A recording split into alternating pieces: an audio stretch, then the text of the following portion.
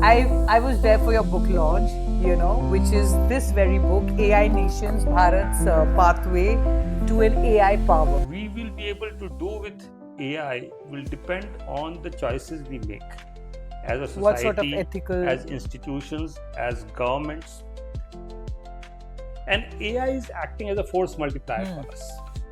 Even without AI, we would have taken off. But now with AI, which is going to increase productivity and efficiency, this acts as actually a big bonus for us. So in the short to medium term, what I think the impact will be, and I'm assuming here we take the right policy decisions to take the benefit out of AI, is this journey of being able to address basic needs like health, nutrition, education for all. AI is like that because what happens with AI is, and you remember last time when Sam Altman came to India, when someone asked him what is the chance of someone in India making a foundational model like ChatGPT, he said pretty hopeless. You see, why is he making that comment? Because what happens is AI is driven by two things. One is data, and second is compute. Both of them are heavily concentrated. Today, 70% of world's data is in US and nearly 30% in China. These two countries are heavily monopolized. So thank you so much for joining us, Mr. Kumar, Mr. Ajay Kumar, on that note. And I was just telling you, you are the third podcast of the week and all three men. So, that's something really interesting. And I really wanted to bring that. So, as you know, Win Voices is something which is not just in India, but it's in Davos, New York, Cannes, and India. And why I really wanted to meet you is I was there for your book launch, which is this very book, AI Nations, Bharat's Pathway to an AI Power. And since we've just concluded a very exciting AI summit, and our first podcast of the week was with Mr. Abhishek Singh, but I want you to tell us what made you write this book.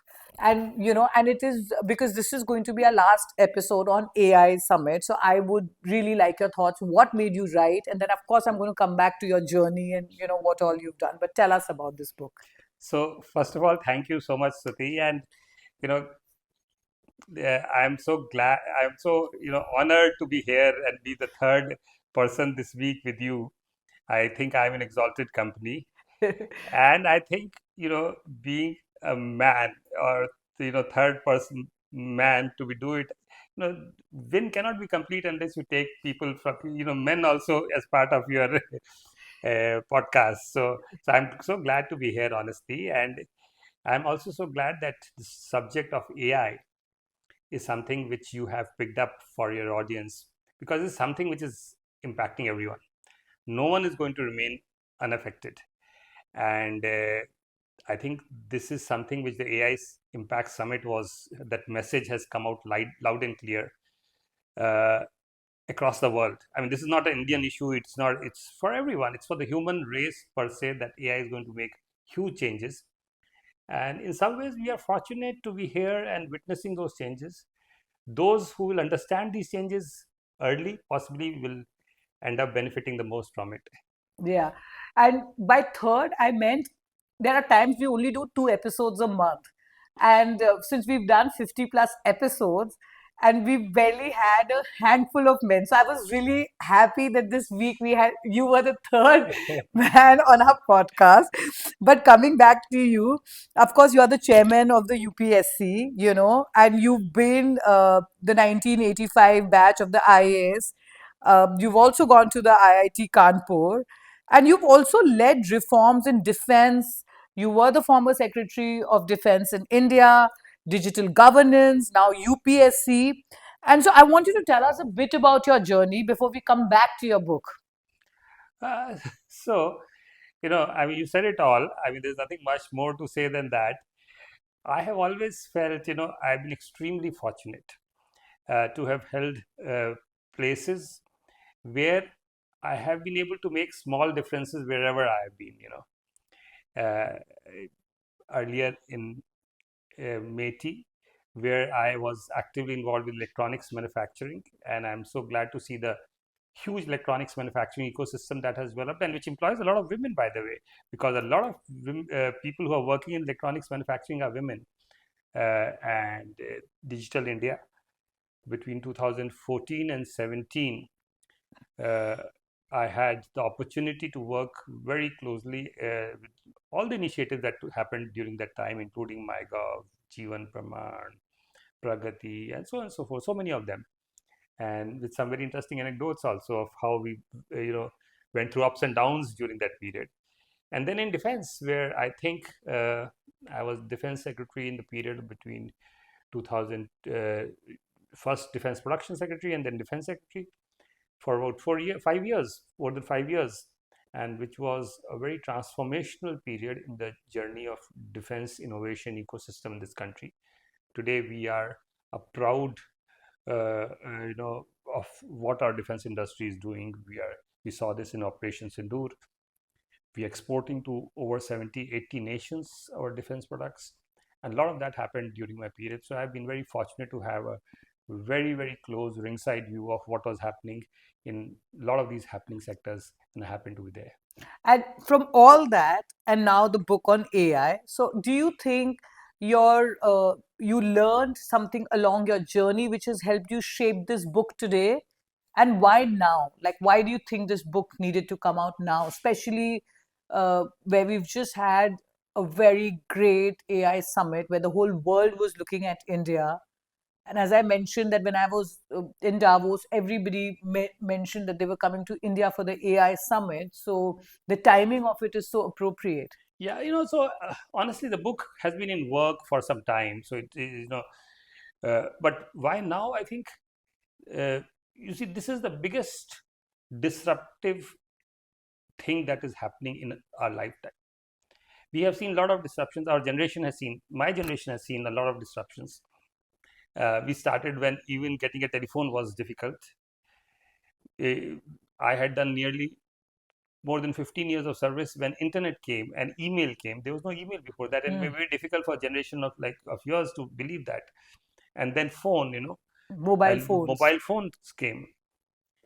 And every time these new technologies came, people said, look at how internet has disrupted the world. And then, before internet could finish its act, you had smartphones coming. Yes. And then smartphones will change everything because people are carrying it in the pockets. The beauty is that now with AI, all the changes that have happened with internet and smartphone will get dwarfed. Yes. We are going to see changes of much bigger scale, Or millionfold. multidimensional, Yeah. and much faster. Much faster. See, in the good old days, electricity came. It took 100 years for electricity to spread across the world. It has not even taken 12 months for ChatGPT with going across the world, and we have still only seen tip of the iceberg. I know. So I think the point I was making is the disruption which AI is going to cause is definite.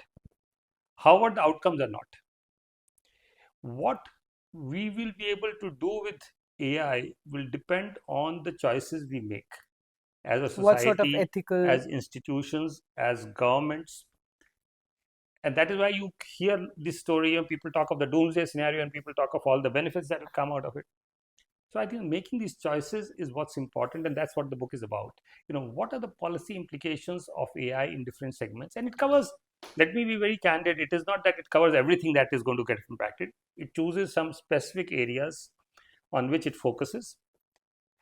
It's in some way a sampling book of impacts of AI in certain areas, and some possible trying to give some answers to the questions that arise in this context. But I think it's just a start, and a lot more work will need to be done in this direction. Yeah, I did start reading the book, because I was there at your book launch. And I remember I was in a boarding school and my parents had to do the trunk call system and we had to all queue up to receive a call.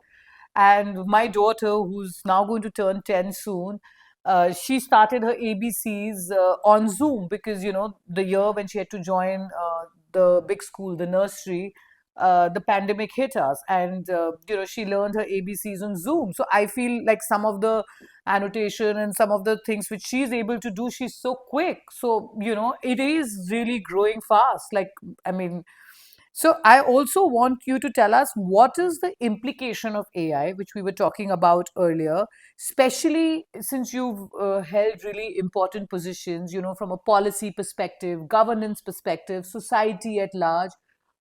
If you can throw some light on it and elaborate on that.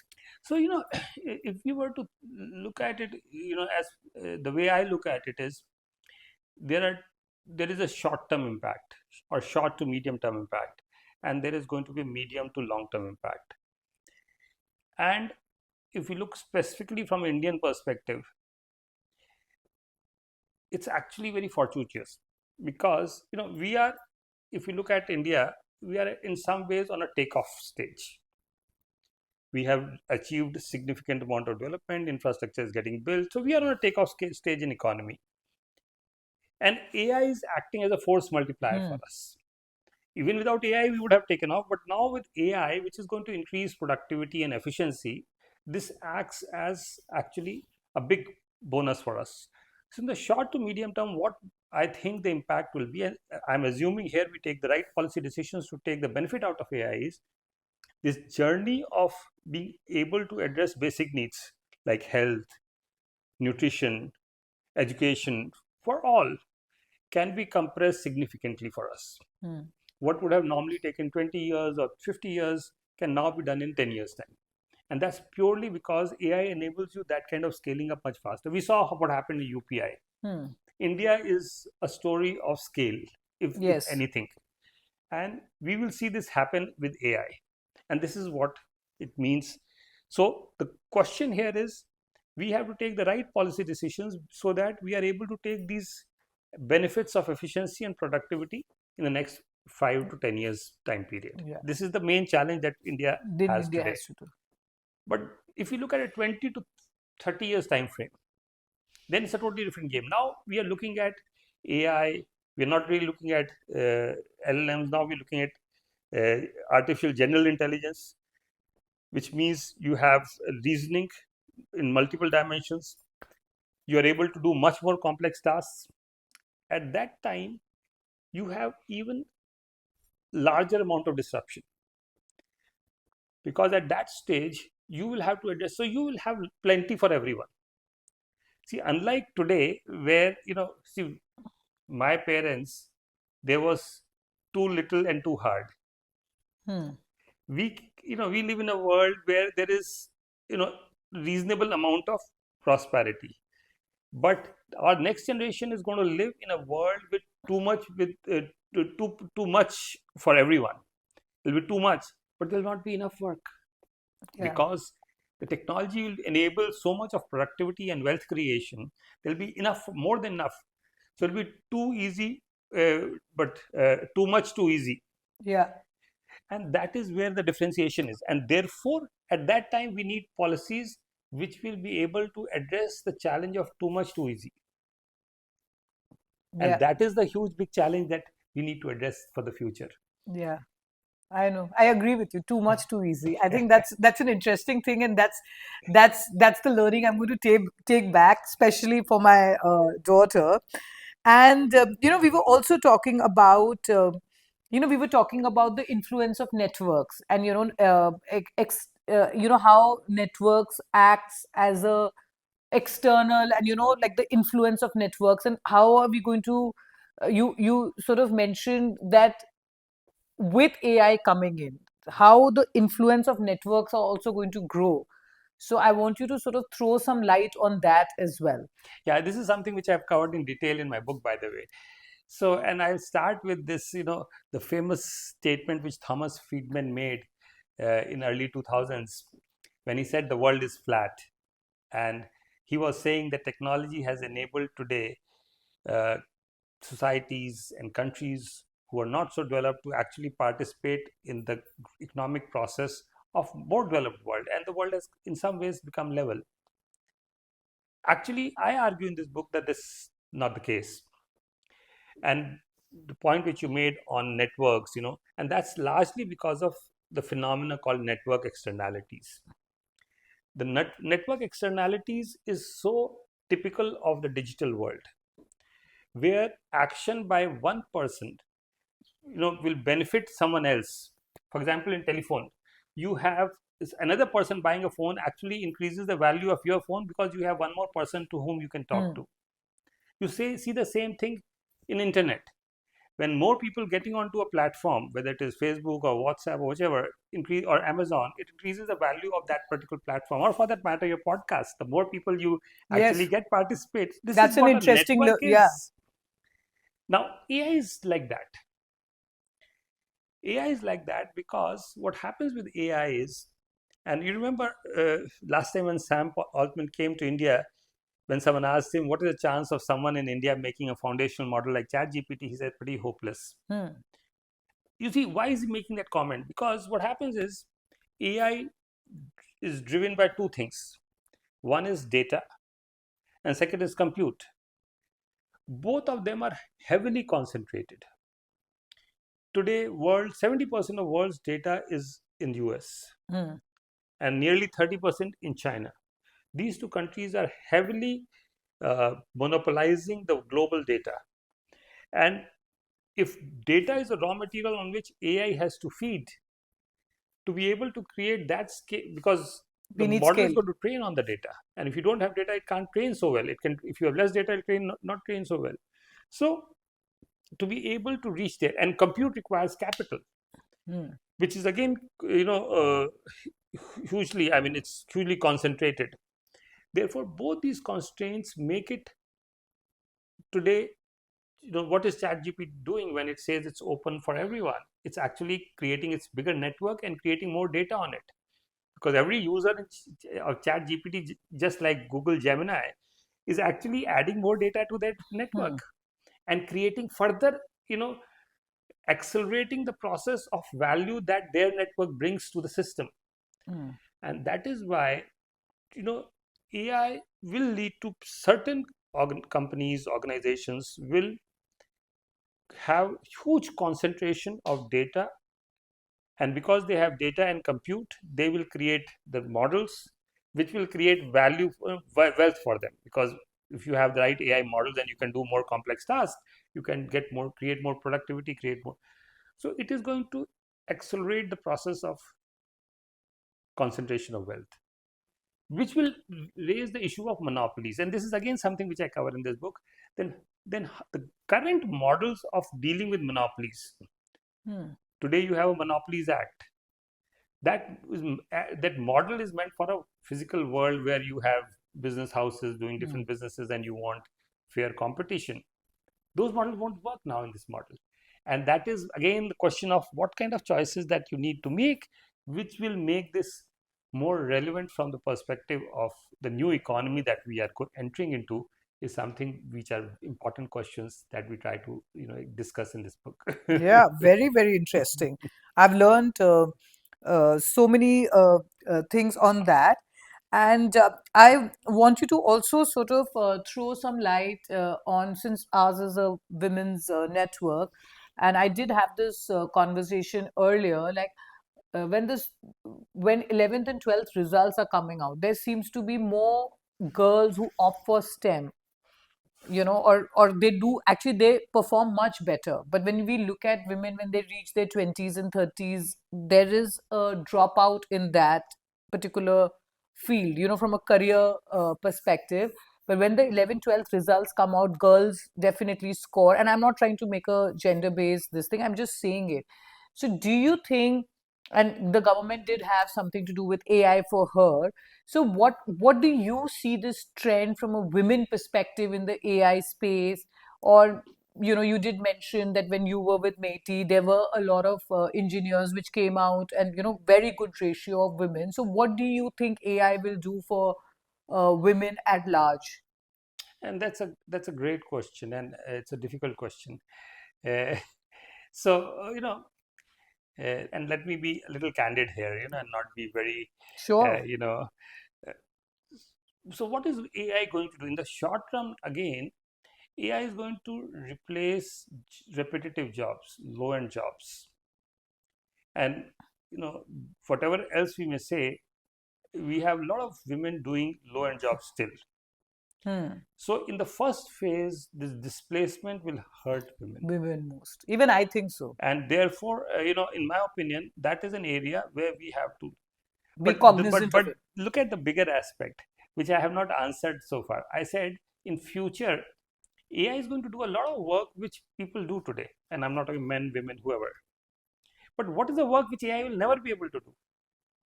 Have a baby. Have a baby, or for that matter, even lesser than that, care, compassion, love, Emotion. companionship, emotions, tenderness, touch, The human touch. the human touch. And these will become extremely valuable because everything else you can get the robot to do for you. Hmm. And therefore, this emotional content of relationship which women bring to, let's say to family or to companionship is Which will be something which huge. will become extremely valuable in an AI world. And that is where the respect for women will go even further, in my opinion. But having said that, in this transition, we need to address this question where women, uh, need to also upskill themselves. Because what is so? This question also is something which I cover in book in great detail, and I must clarify this lest it may give an impression otherwise. The question of, does AI take the jobs, or does what does AI does to jobs? And this is something which I cover at length in this, and this is India's greatest opportunity, and it's been said elsewhere as well. AI will require some adjustments, but AI is also one of the biggest opportunities for job creation for our youngsters, both men and women, uh, in the next 10 years. We have the opportunity to create, like we did for IT outsourcing industry, manpower at scale, both for Indian needs, which are going to be large, as well as global needs, which may be even larger, because nowhere in the world do we have this kind of demography. So therefore, it is very important for women of today and to actually skill themselves up to take up this opportunity of what AI offers you. And here, the second part of it is this, unlike in the case of IT outsourcing where the skill level was Hmm. relatively primitive, this requires a little bit more advanced training. AI is more advanced, and therefore, what is important is creating programs through which women can actually get trained in AI to be able to service various kind of industries. And last part is, very often we talk of technical skills. I am of the firm view that AI will create as many non-technical jobs as technical. Hmm. Because of the disruption and policy changes in institutions, every organization, every business will have to have people who will understand the policy implications of what change AI is bringing in their respective area of work and adapt to that. And that would require people with humanities background, economics background, commerce background, and so on and so forth. Also, as much as they will require people with IT, computer science, machine learning background. Yeah, makes sense. And do you think we will see the drastic disruption in our lifetime? Absolutely. Oh, in your lifetime for sure. Even in my lifetime, I think.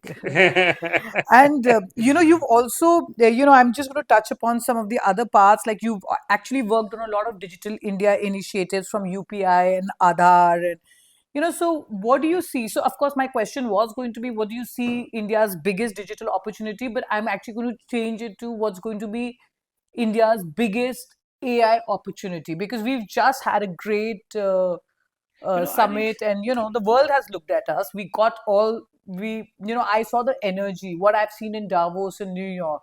All the top companies, the heads were here from the tech companies. You had a lot of heads of governments from different countries. I attended a lot of private dinners, and so I mean, he was able to create that buzz in the city, exactly what I've seen in Davos in New York, with so many sideline events, and such a huge number of foreign delegates. So, so. Let me give you a very serious answer to this question, and because this is a great, great question again.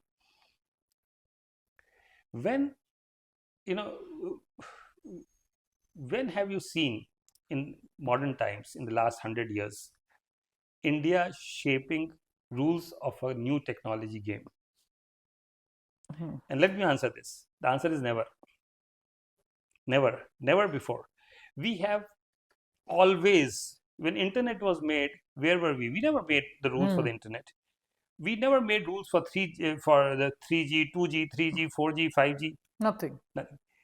That's the first part. The second part, beauty is, you see, when after UN was formed, the rules making or the standard making was actually entrusted with International Standards Organization, which is a multi-country government body, ISO. But when these new technologies started to come and come so rapidly, and this is an era of technological change, this rule making or standard making shifted from ISO to largely outside ISO.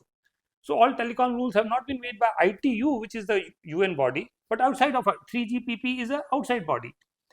So the rules are being shaped today not by government or multinational government bodies, but by set of players who have created a new technology.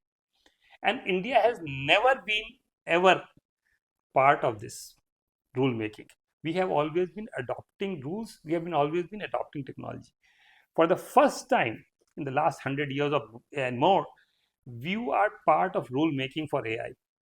Which And is I great. don't think this aspect has been recognized as much for its importance as it should be. This is a huge transition where you are actually participating, your startups are participating, your industry is participating, your government is participating, along with the best in the world whom you have yourself seen, met, Interacted. and interacted with. And that is a huge change. We are sitting at the high table making the rules, not waiting for the rules, someone to make the rules and then And we'll then come follow in. it. And that's one. And the second big opportunity is, for the first time, the global south is actually looking up at India and Yeah. saying, what are you doing? Is there something for us? And the problems that we have to solve for ourselves, for our development needs, are something which are directly applicable to all of them. Yes. So if we create these solutions for ourselves, we have immediately at least two-thirds of the world waiting to adopt those Yeah, yeah. And solutions. we'll surpass And everybody. we could be the role model for this. Yeah. So see, unlike in UPI, when we created UPI, there is the master, Visa, and other payment networks who are trying to, because of the network externalities, they don't allow you to function. Choosing.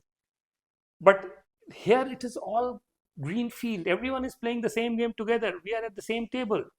And so It's a here when level we playing create, field. it's a level playing field. And here when we create the solutions, it is going to disrupt the world. And Yes. that is a big opportunity that I see.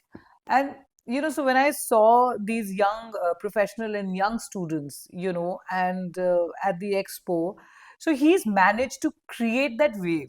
So our young India, especially high school students onwards, are already thinking of a future in AI, which I thought was a great democratizing effect and a true democracy. He suddenly people were calling me and they were telling me, like typical South Delhi, South, oh, the AI summit, what is there? So now everybody is talking about AI in the country, which no one probably talked about it in January. Absolutely. After February, everybody is thinking of how to adapt it. So he's created that movement, he's created that wave, which is actually going to help the rest of the country for the generations to come, And and because of that, this book has been Amazon #1 bestseller Yeah, in the category of yes. AI. And since we're reaching the last question, I'm going to ask you, what is that one piece of advice you want to give it to the India's youth preparing, for the future, especially in context of AI? S- I think the world is literally in your hands, and you have to just raise your hand and seize it. If we have AI is going to disrupt the world, which means it can disrupt the world's pecking order. And this is the opportunity that, if we play it right, we could change the game. I think so too. And congratulations on being number one on Amazon.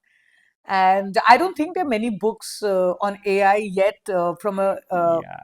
Yeah, not on AI policy. See, this is more covering on the policy impacts of what AI is doing, and not really on directly on the technology side. The books on technology, very many, a lot of Yes, people, professors have written, but on technology policy, on AI policy, not too many. yes. But thank you so much for joining us today on Win Voices. And for those of you, please pick up your copy on Amazon before it runs out of print. But thank you so much. I have learned new words. I have learned about network externalities. So I'm going to look up more on that, because you did gave me you did give me a business idea actually. So, when I was interacting with you, I was just thinking, yeah, scaling up, and you sort of, so something which has been going on in my subconscious mind, you ignited something, and I'm going to look up more on it. So that's my weekend So, homework. so you can remember me when you are giving out royalties. Yes, I shall. I shall, because we do aim to impact 10 million women by 2030. But I think with the help of AI, I think we can do much more. I mean, the numbers could sort of change, and that is the reason why the network, Women Inspiring Network, was born. But thank you so much for joining us today. It was truly a pleasure. Thank you, Shruti. Thank you very much. Yeah.